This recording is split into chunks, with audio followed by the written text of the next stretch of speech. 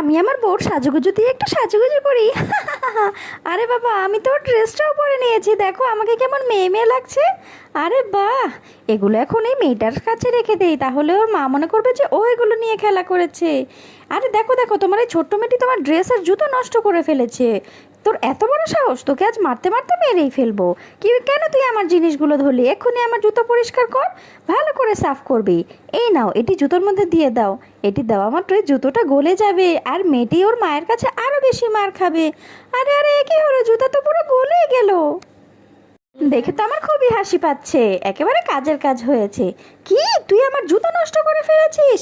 আজ তোকে আমি মেরেই ফেলবো, এত বড় সাহস! দাঁড়া, কেউ সত্যি কথা বলছিস না।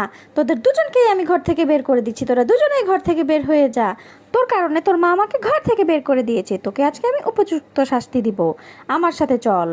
দাঁড়া, তোর অত্যাচার আমি আর সহ্য করব না, তোকে আজ মেরেই ফেলবো, তোর কারণে আমার মা। বন্ধুরা, ভিডিওটি ভালো লাগলে অবশ্যই আমার চ্যানেলটি সাবস্ক্রাইব করবে আর লাইক কমেন্ট শেয়ার করতে কিন্তু ভুলবে না। নেক্সট ভিডিও দেখার আমন্ত্রণ রইল।